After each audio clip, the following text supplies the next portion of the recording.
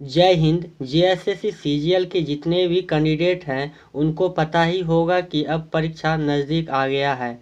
जो लोगों का तैयारी नहीं हुआ है वे लोग और जिनका तैयारी हो गया है वे लोग रिवीजन कर सकते हैं। अब परीक्षा सर पे आ गया है, इसलिए अब अगर नज़रअंदाज करेंगे तो आप परीक्षा ना ही देने जाएं तो ठीक रहेगा। इसलिए आप लोग अब सब कुछ छोड़ छाड़ कर पढ़ाई कर लें। आज का यह वीडियो झारखंड पर होने वाला है, जिससे आपके परीक्षा में 40 प्रश्न देखने को मिलेगा। अगर कोई भी विद्यार्थी इस 1000 प्रश्न के सीरीज को देख या सुन भी लेते हैं तो मेरा विश्वास है कि 40 में 30 से 35 प्रश्न का उत्तर देने योग्य बन जाएंगे। यह सीरीज 100 प्रश्न पर 10 वीडियो होगा। आज का यह टॉपिक झारखंड का परिचय तथा झारखंड का इतिहास पर होने वाला है। तो चलिए करते हैं वीडियो को स्टार्ट। एक बार फिर से बता देना चाहता हूं कि यह वीडियो सिर्फ रिवीजन के लिए है। पहला प्रश्न है, झारखंड का शाब्दिक अर्थ क्या है? तो झारखंड का शाब्दिक अर्थ है झाड़ों का प्रदेश। अगला प्रश्न देखें, झारखंड राज्य की राजधानी कौन सी है? तो झारखंड राज्य की राजधानी रांची है। अगला प्रश्न है, झारखंड भारत के किस भाग में स्थित है? तो इसका सही जवाब है मध्य भारत के विशाल पठार के पूर्वी भाग में स्थित है। फिर से इसको एक बार देखिए कि झारखंड जो है भारत के मध्य भारत के विशाल पठार के पूर्वी भाग में है। अगला प्रश्न है, झारखंड का अक्षांशीय विस्तार क्या है? तो झारखंड का अक्षांशीय विस्तार 21 डिग्री 59 मिनट से 25 डिग्री 18 मिनट उत्तरी अक्षांश के मध्य स्थित है। अगला प्रश्न है, झारखंड का देशांतरीय विस्तार क्या है? तो इसका सही जवाब है 83 डिग्री 20 मिनट से 87 डिग्री 57 मिनट पूर्वी देशांतर के मध्य स्थित है। अगला प्रश्न है, कर्क रेखा झारखंड के किस नगर से होकर गुजरती है? तो कर्क रेखा झारखंड के रांची से होकर गुजरती है। अगला प्रश्न है, झारखंड राज्य की समुद्र से निकटतम दूरी कितनी है? तो इसका सही जवाब है 100 किलोमीटर। अगला प्रश्न है, झारखंड की सीमाओं से संबंध में असत्य क्या है? इसमें असत्य को खोजना है। तो देखिए पहला है उत्तर में बिहार है, तो यह बिल्कुल सही है। दक्षिण में उड़ीसा है, यह भी सही है। पश्चिम में मध्य प्रदेश है स्थित है, तो यह गलत है। झारखंड की सीमा से मध्य प्रदेश की सीमा नहीं सटती है। फिर देखिए चौथा, तो पूर्व में पश्चिम बंगाल है, तो यह भी सही है। इसका सही जवाब है पश्चिम में मध्य प्रदेश, जो प्रश्न के हिसाब से यह गलत है। अगला देखें, झारखंड के पश्चिम में कौन से दो राज्य स्थित हैं? तो ऑप्शन है आंध्र प्रदेश तथा छत्तीसगढ़, बिहार तथा छत्तीसगढ़, उत्तर प्रदेश तथा छत्तीसगढ़, मध्य प्रदेश तथा छत्तीसगढ़। इसका सही जवाब है उत्तर प्रदेश तथा छत्तीसगढ़। अगला प्रश्न है, झारखंड की पहचान निम्नलिखित में से किससे होती है? खनिज से, उद्योग से, जनजातीय समाज से, उपयुक्त सभी से। तो इसका सही जवाब है उपयुक्त सभी से। अगला प्रश्न है, झारखंड की उत्तर से दक्षिण की लंबाई कितनी है? तो झारखंड के अगर उत्तर से दक्षिण की लंबाई देखिएगा तो वह 380 किलोमीटर है। अगला प्रश्न है, झारखंड की पूरब से पश्चिम के मध्य की चौड़ाई कितनी है? तो इसका सही जवाब है 463 किलोमीटर। अगला प्रश्न है, झारखंड का कुल क्षेत्रफल कितना है? तो इसका सही जवाब है 79,714 वर्ग किलोमीटर, जो ऑप्शन ए सही है। अगला प्रश्न है, झारखंड का ग्रामीण क्षेत्रफल कितना है? तो इसका सही जवाब है 77,876 वर्ग किलोमीटर। अगला प्रश्न है, झारखंड का नगरीय क्षेत्रफल कितना है? तो इसका सही जवाब है 1,838 वर्ग किलोमीटर। अगला प्रश्न है, झारखंड का विस्तार भारत के क्षेत्रफल में कितने प्रतिशत में है? तो इसका सही जवाब है 2.42%। अगला प्रश्न है, झारखंड का क्षेत्रफल की दृष्टि से भारत में कौन सा स्थान है? तो इसका सही जवाब है 15वां स्थान है। अगला प्रश्न है, झारखंड का राज्य दिवस कब मनाया जाता है? तो इसका सही जवाब है 15 नवंबर को। अगला प्रश्न है, झारखंड की राज्य भाषा क्या है? इसका सही जवाब है हिंदी। अगला प्रश्न है, झारखंड का राजकीय पशु क्या है? इसका सही जवाब है हाथी। अगला प्रश्न है झारखंड का राजकीय पक्षी क्या है? तो इसका सही जवाब है कोयल। अगला प्रश्न है झारखंड का राजकीय वृक्ष क्या है? तो आप लोग सभी जानते हैं कि झारखंड का राजकीय वृक्ष जो है वह साल है। अगला प्रश्न है झारखंड का राजकीय पुष्प क्या है? यह भी सभी को पता होगा कि झारखंड का राजकीय पुष्प जो है वो पलाश है। अगला प्रश्न है कि वर्ष 2001 की जनगणना के अनुसार झारखंड की कुल जनसंख्या कितनी थी? तो इसका सही जवाब है 2,69,09,428, जो ऑप्शन नंबर बी करेक्ट है। अगला प्रश्न है जनसंख्या घनत्व की दृष्टि से झारखंड भारत का कौन सा स्थान है? तो घनत्व के दृष्टि से झारखंड भारत में 10वां स्थान पर है, जो ऑप्शन नंबर बी करेक्ट है। अगला प्रश्न है कि वर्ष 2001 की जनगणना के अनुसार झारखंड की पुरुष जनसंख्या कितनी थी? तो इसका सही जवाब है 1,38,61,277। अगला प्रश्न है कि वर्ष 2001 की जनगणना के अनुसार झारखंड की महिला जनसंख्या कितनी थी? तो इसका सही जवाब है 1,30,48,151। अगला प्रश्न है कि जनगणना आंकड़ों के मुताबिक वर्ष 1991 से 2001 के मध्य झारखंड की जनसंख्या वृद्धि दर कितनी थी? तो इसका सही जवाब है 23.19%। अगला प्रश्न है कि वर्ष 2001 की जनगणना के अनुसार झारखंड की जनसंख्या की दृष्टि से भारत में कौन सा स्थान है? तो यह 11वां स्थान है। अगला प्रश्न है कि वर्ष 2001 की जनगणना के अनुसार प्रति वर्ग किलोमीटर झारखंड का जनसंख्या घनत्व कितना है? तो इसका सही जवाब है 338 व्यक्ति। अगला प्रश्न है कि जनगणना आंकड़ों के मुताबिक वर्ष 1991 से 2001 के मध्य झारखंड की जनसंख्या में प्रति वर्ग किलोमीटर की वृद्धि हुई है। तो इसका सही जवाब है 64 व्यक्ति के। अगला प्रश्न है कि झारखंड के में से किस जिलों का जनसंख्या घनत्व सर्वाधिक है? तो इसमें देखिएगा तो धनबाद जिला का जनसंख्या घनत्व सर्वाधिक अधिक है। अगला प्रश्न है कि झारखंड के किस जिलों का जनसंख्या घनत्व सबसे कम है? तो इसका सही उत्तर है कि गुमला जिला का जनसंख्या घनत्व सबसे कम है। अगला प्रश्न है कि वर्ष 2001 की जनगणना के अनुसार झारखंड में प्रति 1000 पुरुषों पर महिलाओं की संख्या कितनी थी? तो इसका सही जवाब है 941। अगला प्रश्न है कि वर्ष 2001 की जनगणना के अनुसार झारखंड में सर्वाधिक लिंगानुपात यानी 1001 पुरुष पर 1000 महिला वाला जिला कौन सा है? तो इसका सही जवाब है कोडरमा।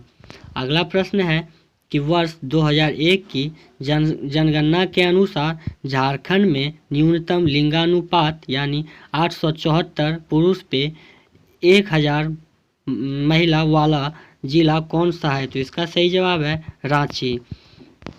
अगला प्रश्न है कि वर्ष 2001 की जनगणना के अनुसार झारखंड की ग्रामीण जनसंख्या कितनी थी? तो इसका सही जवाब है कि 2,09,22,731, जो ऑप्शन नंबर सी करेक्ट है। अगला प्रश्न है कि वर्ष 2001 की जनगणना के अनुसार झारखंड की नगरीय जनसंख्या कितनी थी? इसका सही जवाब है ऑप्शन ए। तो इसका उत्तर है 59,86,657। अगला प्रश्न 97। अगला प्रश्न है कि वर्ष 2001 की जनगणना के अनुसार झारखंड की कुल जनसंख्या का कितना प्रतिशत भाग गांवों में निवास करता है? तो इसका सही जवाब है ऑप्शन नंबर बी, जो 77.75% करेक्ट है। अगला प्रश्न है कि वर्ष 2001 की जनगणना के अनुसार झारखंड की अधिकतम जनसंख्या वाला जिला कौन सा है? तो इसका सही जवाब है रांची।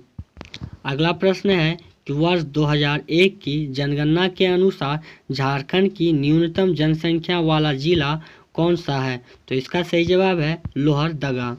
अगला प्रश्न है कि वर्ष 1991 से 2001 के मध्य झारखंड का अधिकतम जनसंख्या वृद्धि यानी 29.5% वाला जिला कौन सा है? तो इसमें है ऑप्शन नंबर सी होगा इसका करेक्ट, जो है गढ़वा और चतरा दोनों है। अगला प्रश्न है कि वर्ष 1991 से 2001 के मध्य झारखंड का न्यूनतम जनसंख्या वृद्धि वाला जिला कौन सा है? तो इसका है सही जवाब ऑप्शन नंबर ए, जो है पश्चिमी सिंहभूम। अगला प्रश्न है कि वर्ष 2001 की जनगणना के अनुसार झारखंड की 0 से 6 वर्ष के बच्चों की कुल जनसंख्या कितनी है? तो इसका सही जवाब है 47,96,188। अगला प्रश्न है कि वर्ष 2001 की जनगणना के अनुसार झारखंड की 0 से 6 आयु वर्ग के बालकों की संख्या कितनी है? तो इसका सही जवाब है ऑप्शन नंबर सी 24,40,025। अगला प्रश्न है कि वर्ष 2001 की जनगणना के अनुसार झारखंड की 0 से 6 आयु वर्ग की बालिका की जनसंख्या कितनी है? तो इसका सही जवाब है ऑप्शन नंबर ए 23,56,163। अगला प्रश्न है कि वर्ष 2001 की जनगणना के अनुसार झारखंड का शहरीकरण में अग्रणीय जिला कौन सा है? तो इसका सही जवाब है ऑप्शन नंबर ए पूर्वी सिंहभूम।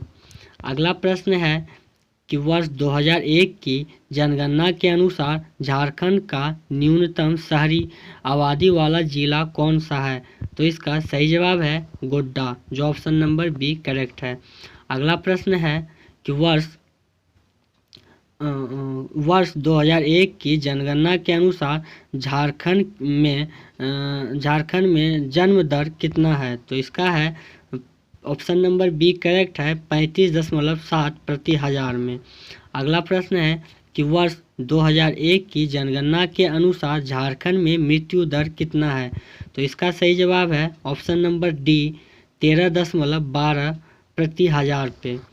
आज का यह हो गया एक चैप्टर खत्म, झारखंड का परिचय। अब देखते हैं झारखंड का इतिहास। पहला प्रश्न है कि झारखंड का इतिहास कब से आरंभ हुआ माना जाता है? तो इसका सही जवाब है ऑप्शन ए, जो पूर्व पाषाण काल से आरंभ हुआ माना जाता है। अगला प्रश्न है कि झारखंड के संबंध में निम्नलिखित में से कौन सा कथन असत्य है? तो इसका सही जवाब है ऑप्शन बी, अनंत काल तक यह क्षेत्र बाह्य जगत से पूरी तरह कटा रहा, यह गलत है। अगला प्रश्न है कि भारत में नवपाषाण काल से संबंधित 12 प्रकार के हस्त कुठार पाए गए हैं। इनमें से कितने प्रकार के हस्त कुठार छोटा नागपुर में पाए गए हैं? तो इसका सही जवाब है ऑप्शन नंबर डी, सभी प्रकार के, यानी 4 प्रकार, 6 प्रकार, 8 प्रकार, सभी प्रकार के पाए गए हैं। अगला प्रश्न है कि सिंधु घाटी में कांस्यकालीन संस्कृति के विकास के समकालीन झारखंड में किस तरह के प्रमाण मिलते हैं? तो इसका सही जवाब है ऑप्शन नंबर डी, यानी बुर्जू में स्लेटी पत्थर की पॉलिश से की हुई छेनी का मिलना। फिर है अगला दरगामा गांव में तांबे का 5 स्लेट का मिलना। अगला है टेरी नदी के तट पर मुख्यतः प्रस्तर चाकुओं का मिलना। अगला प्रश्न है कि महाभारत ग्रंथ में अंगराज कर्ण की दिग्विजय के समय झारखंड क्षेत्र का उल्लेख किस नाम से जाना जाता है? तो इसका है सही जवाब ऑप्शन नंबर ए, जो है कर्ण खंड से।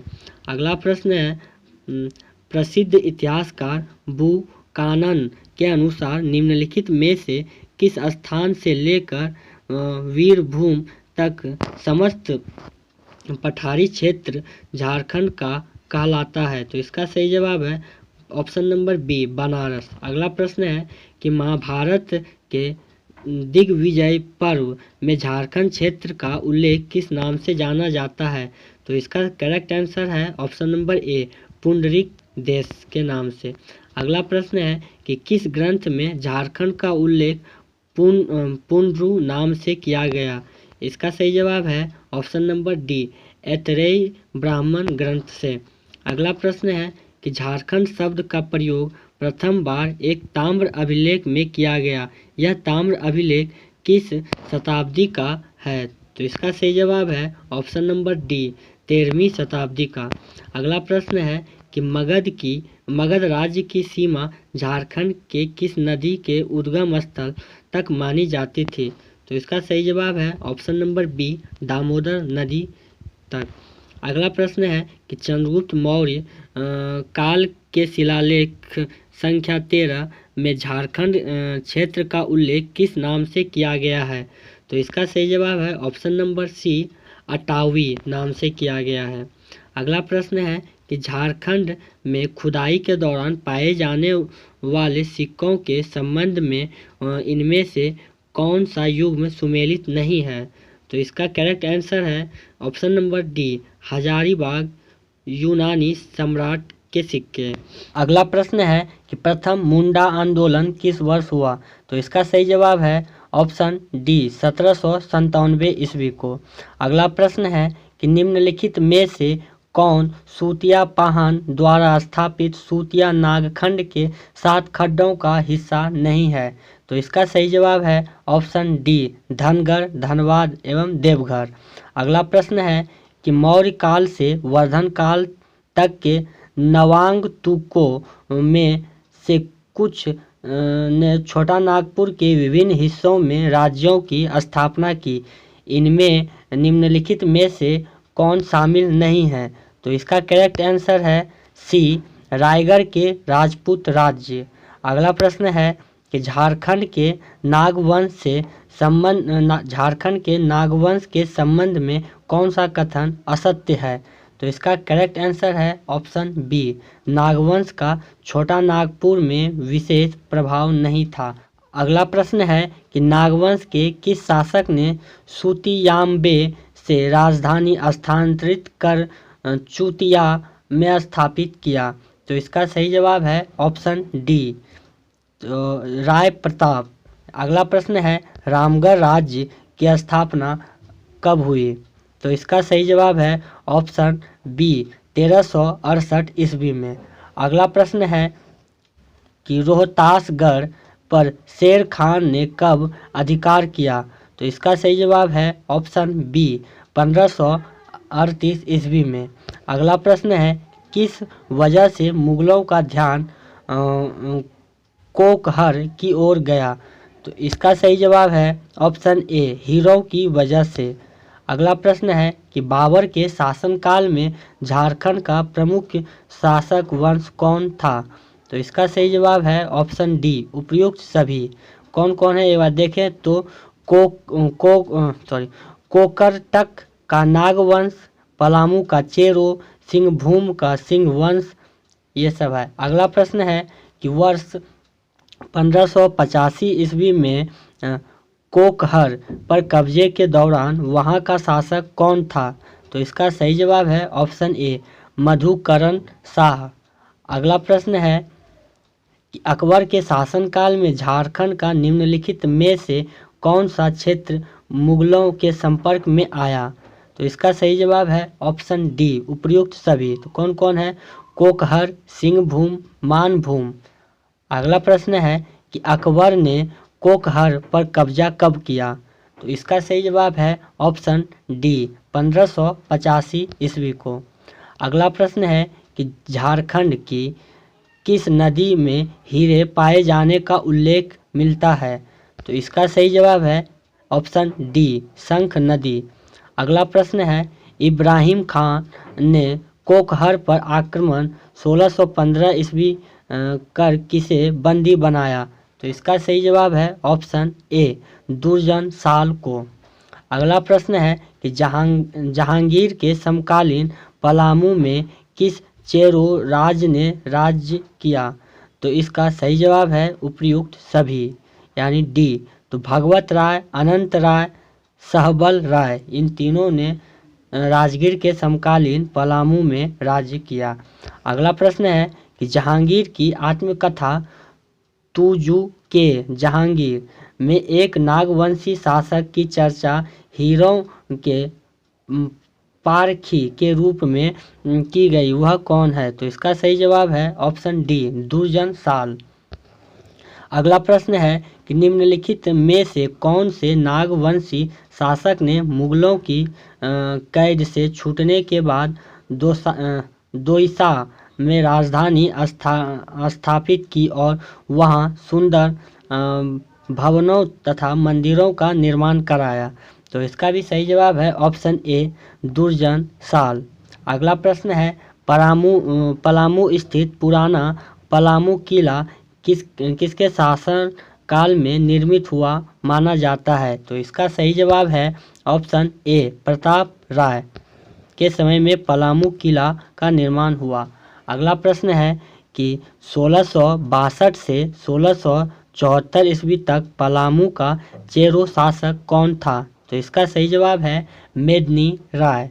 अगला प्रश्न है कि निम्नलिखित में से किसे न्यासी राजा कहा जाता है? तो इसका भी सही जवाब है ऑप्शन सी, मेदिनी राय को। अगला प्रश्न है कि झारखंड क्षेत्र में अंग्रेजों का प्रथम प्रवेश किस ओर से हुआ? तो इसका सही जवाब है सिंहभूम से, ऑप्शन डी करेक्ट है। अगला प्रश्न है कि अंग्रेजों के झारखंड में प्रवेश के समय निम्नलिखित में से कौन झारखंड का प्रमुख राज्य था? तो इसका सही जवाब है ऑप्शन डी, उपर्युक्त सभी। ढालभूम, पोरहाट, कोसहान, ये सब राज्य था। अगला प्रश्न है कि निम्नलिखित में से किसके आक्रमण के परिणाम स्वरूप छोटा नागपुर से मुगलों के प्रभाव का अंत हो गया? तो इसका सही जवाब है मराठों के। अगला प्रश्न है कि सिंहभूम में अंग्रेजों के प्रवेश के तुरंत बाद ढालभूम के किस अपदस्थ राजा के नेतृत्व में व्यापक विद्रोह हुआ? तो इसका सही जवाब है option D, option C, Jagannath Dhal. अगला प्रश्न है कि निम्नलिखित में से किस वर्ष कोल्हान दो देशम अर्थात दो जातियों का देश क्षेत्र पर कंपनी सरकार का आधिपत्य स्थापित हुआ? तो इसका सही जवाब है ऑप्शन बी, 1837 ईस्वी को। अगला प्रश्न है कि कोल विद्रोह 1831 से 1832 के संबंध में निम्नलिखित में से कौन सा कथन सत्य है? तो इसमें देखें तो इसका सही जवाब है उपर्युक्त सभी, यानी डी। तो कौन कौन सही है? तो इस विद्रोह में मुख्यतः मुंडा, उरांव, हो, चेरो तथा खाखार जनजाति शामिल थे। अगला है इस विद्रोह का प्रभाव सिंहभूम, रांची, पलामू, हजारीबाग तथा मानभूम क्षेत्र में था। अगला है इस विद्रोह का मुख्य कारण आदिवासियों की भूमि पर गैर आदिवासियों कब्जे से उपजा असंतोष था। तो यह तीनों सत्य है। अगला प्रश्न है गंगा नारायण के नेतृत्व में होने वाले भूमि विद्रोह जो 1832 से 1833 ईस्वी तक चला, तो वह कहाँ हुआ? तो इसका सही जवाब है ऑप्शन डी, उपयुक्त सभी। तो कहाँ है? ढालभूम, बड़ा भूम, पाटकुम परगना।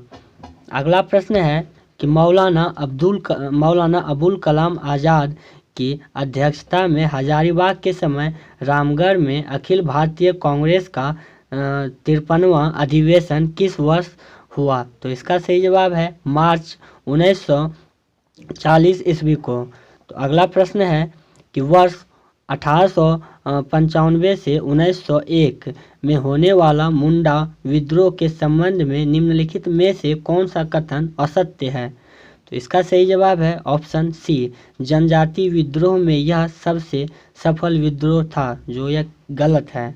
अगला प्रश्न है कि झारखंड में हो विद्रोह 1820 से 21 किस स्थान पर हुआ? तो इसका सही जवाब है ऑप्शन ए, सिंहभूम में। अगला प्रश्न है कि निम्नलिखित में से कौन सा कथन असत्य है? इसमें भी असत्य कथन को ढूंढना है। तो इसका सही जवाब है ऑप्शन डी, खाखर आंदोलन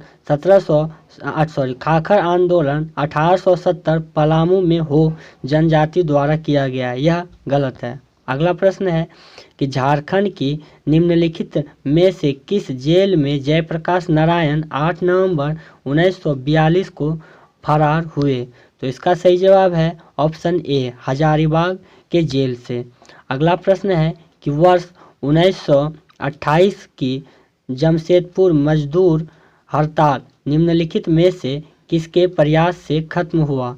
तो इसका सही जवाब है ऑप्शन बी, सुभाष चंद्र बोस द्वारा।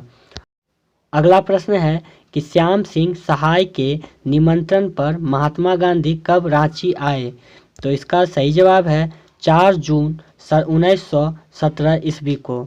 अगला प्रश्न है कि स्वतंत्रता आंदोलन के दौरान झारखंड क्षेत्र में महात्मा गांधी कितने बार आए? तो इसका सही जवाब है ऑप्शन नंबर बी, 4 बार आए थे। अगला प्रश्न है कि रांची के रोलैक्ट एक्ट विरोधियों में निम्नलिखित में से किसका नाम उल्लेखनीय है? तो इसका सही जवाब है ऑप्शन नंबर सी, उपयुक्त दोनों। तो कौन कौन है? तो देखें तो बारकेश्वर सहाय और गुलाब तिवारी। अगला प्रश्न है कि निम्नलिखित में से कौन सा कथन असत्य है? इसमें भी असत्य कथन को देखना है। तो इसका सही जवाब है सी, 23 जनवरी 1930 को महात्मा गांधी जमशेदपुर आए, जो गलत है। अगला प्रश्न है कि भारत छोड़ो आंदोलन से संबंध झारखंड की एक महत्वपूर्ण घटना निम्नलिखित में से कौन सी है? तो इसका सही जवाब है ऑप्शन नंबर ए, राष्ट्रीय स्तर के कई नेताओं को हजारीबाग जेल में बंद कर दिया गया। तो आज का 100 प्रश्न कंप्लीट होता है। अब आगे कल फिर 100 प्रश्नों का वीडियो आएगा। अगर आप लोगों को यह वीडियो पसंद आई हो तो प्लीज़ वीडियो को शेयर करें, और अगर आप लोग इसे 1 से 2 बार अगर देख लीजिएगा वीडियो को, तो मुझे अंदाज़ है कि कम से कम आपके सामने में अगर प्रश्न आएंगे तो आप उसके उत्तर देने योग्य बन सकते हैं। चलिए मिलते हैं अगले वीडियो में, तब तक जय हिंद।